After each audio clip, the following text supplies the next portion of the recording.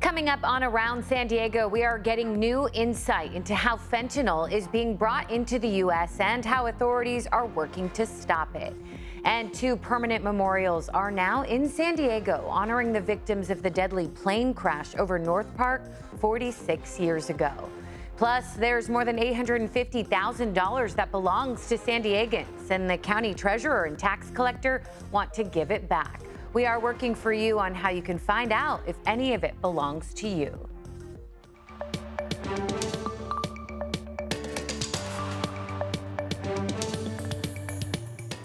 Hello and welcome. Thank you so much for joining us as we take you around San Diego. I'm CBS 8's Jenny Day.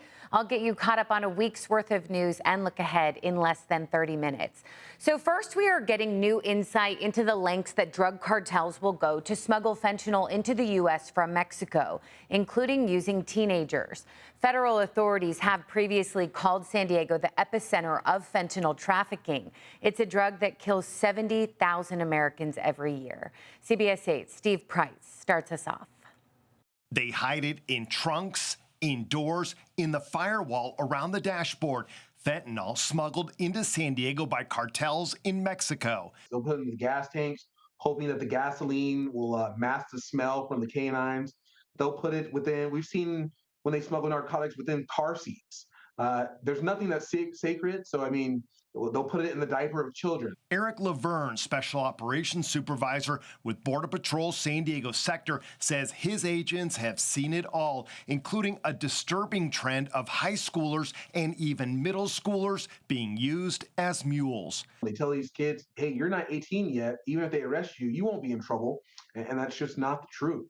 You know, that a felony arrest for smuggling of narcotics, that follows you for life. That's a serious charge.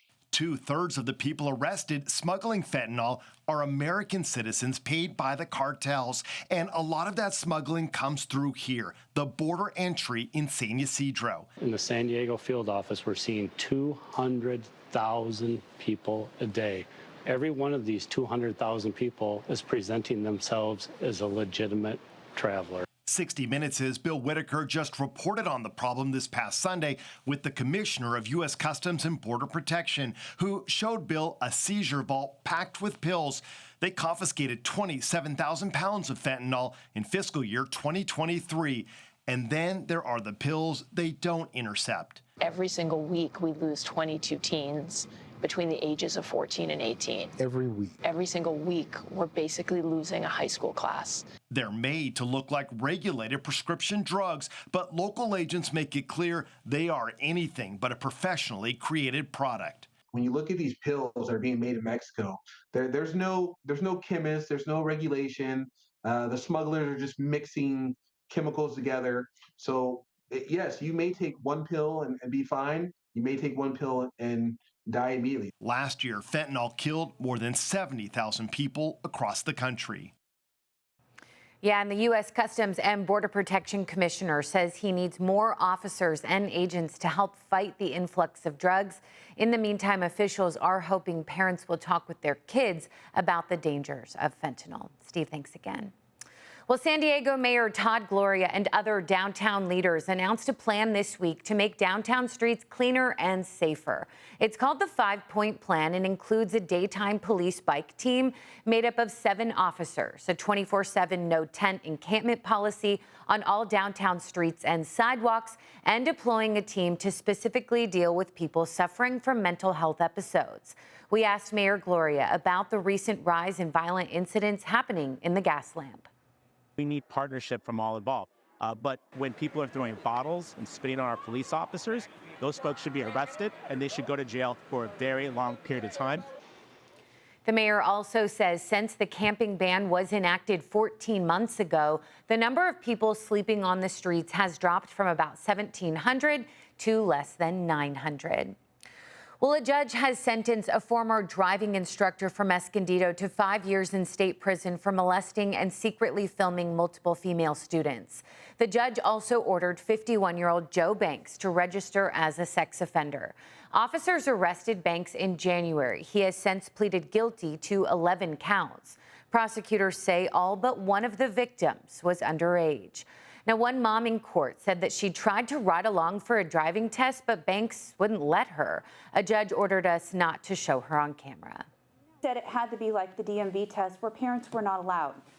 Well, the DMV test does not include molesting my child. The DMV test does not include inappropriate conduct or videos or anything of what he did to any of these girls. Prosecutors say Banks would also make parents sit behind the driver so they could not see the hidden camera. Well, there are now 2 permanent memorial plaques to honor the 144 people killed in California's deadliest airplane crash that happened right over North Park neighborhood. One is there at the site of the crash, and one is now at St. Augustine High School, which turned into basically a morgue that day. 46 years ago, PSA Flight 182 crashed into a small private Cessna plane, killing everyone on board and 7 people on the ground. One of the students who was at Saints that day, Michael Bagnus, spoke at Wednesday's ceremony. It was pretty traumatic that day, you know, especially at 14. And I'm very fortunate. I just feel that all those families, they need a place to be able to come. Wow, yeah, so both plaques do name all 144 victims. You can read more about the events of that tragic day on our website, cbs8.com. Well, Governor Gavin Newsom has signed a new law that expands the state's current plastic bag ban to include all plastic bags. The state banned thin plastic bags at grocery stores and other businesses in 2014, but allowed shoppers to buy thicker plastic bags that businesses claimed were reusable and recyclable. But a recent study reveals a nearly 50% jump in plastic bags being thrown away since the 2014 law took effect. The new law goes into effect now January 1st of 2026, and stores will only offer paper bags made of mostly recyclable materials. Well, reading, writing, and restrictions on cell phones. School districts across California must come up with a plan to limit or ban cell phone usage in schools by July of 2026. This after the governor signed the Phone Free School Act on Monday.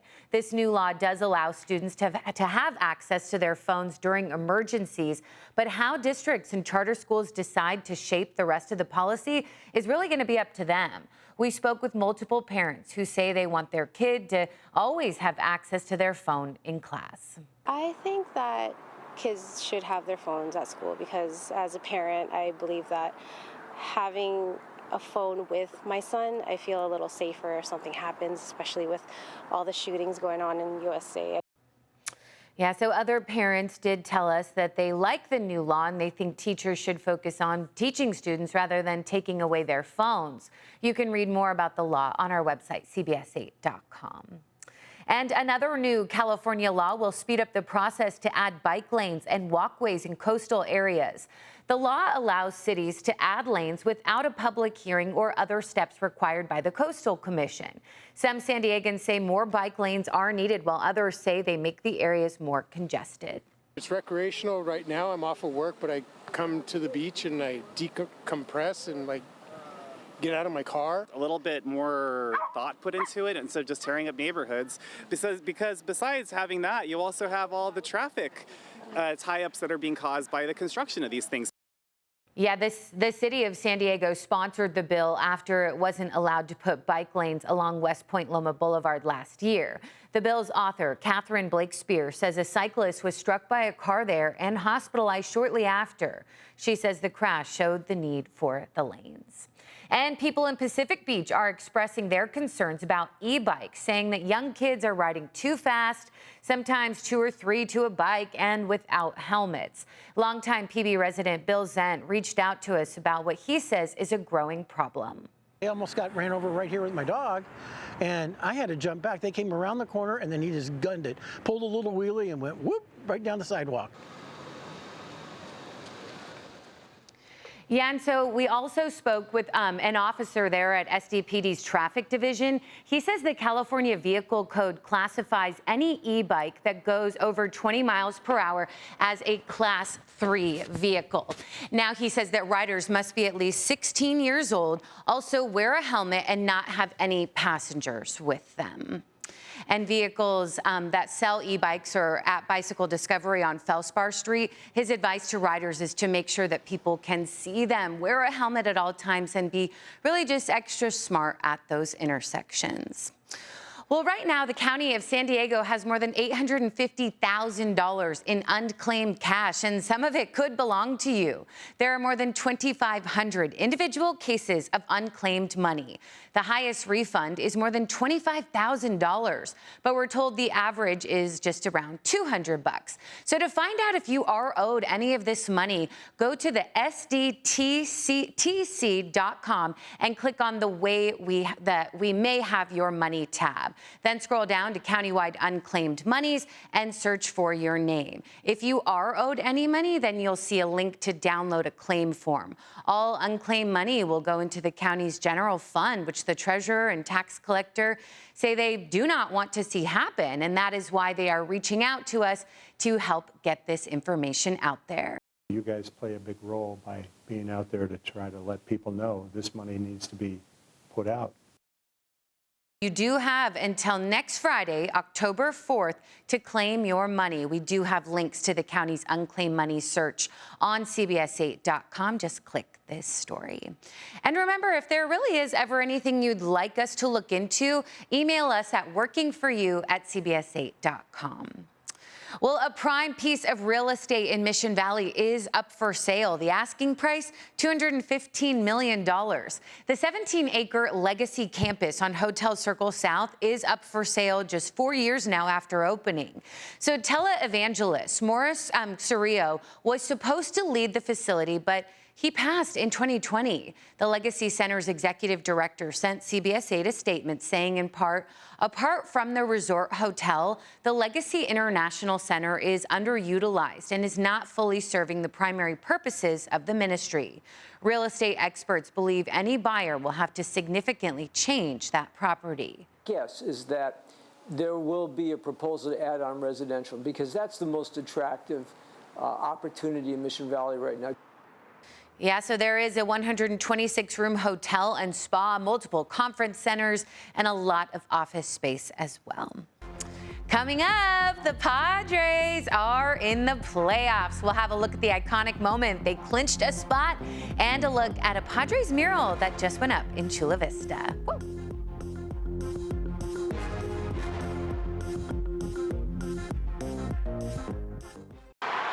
Rojas on the ground at third. Machado touches third, fires to second. Out at first. Oh my goodness! It's a triple play. It ends the ball game.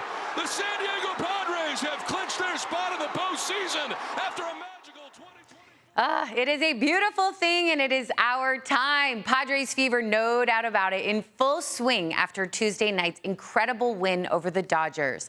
They became the first major league team in history to clinch a postseason spot with a game-ending triple play. We now wait to see who they will play first in the postseason. Hey, and also a mural of Padres pitcher Dylan Cease is up right now in Chula Vista. Cannabis store California Holistics commissioned artist Paul Jimenez to paint the mural. The mural commemorates Cease's no-hitter against the Washington Nationals in July. The company previously commissioned Jimenez to paint a mural of fellow Padres pitcher Joe Musgrove back in March. The two pitchers are the only ones in Padres history to have thrown no-hitters. Can't wait to see what happens. Well, a new mini pitch at the Mission Valley YMCA is now open. It's part of a soccer star Alex Morgan's mission to create more opportunities for girls in sports. At the grand opening, Morgan delivered the ceremonial first kick before a game featuring 30 local girls. Morgan says she hopes to open more mini pitches at YMCAs all around the county. Helps with sports equity, it helps create more opportunity for girls, and sports is really just a vehicle for helping build self-confidence, teamwork building, community building, relationships, building friendships. Yeah, so the WAVE and U.S. Soccer Foundation also contributed to this project. Well, still ahead, a pair of sisters just opened a new restaurant in Solana Beach. As part of Hispanic Heritage Month, our Anna Laurel takes us inside our green affair.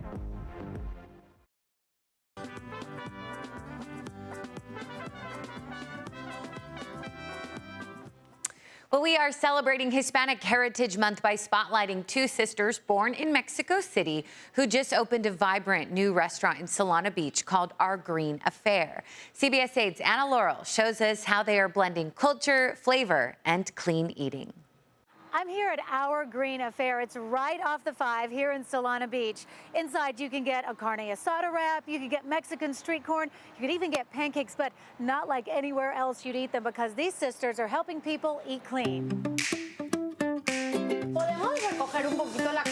It's the best way to experience culture. It's just through food, taking a little bit of a bite and seeing where everything came from. Sisters Jackie Gleischer and Jeanette Geisman's vibrant new restaurant, Our Green Affair, is all about blending culture. So we coat them in queso cotija.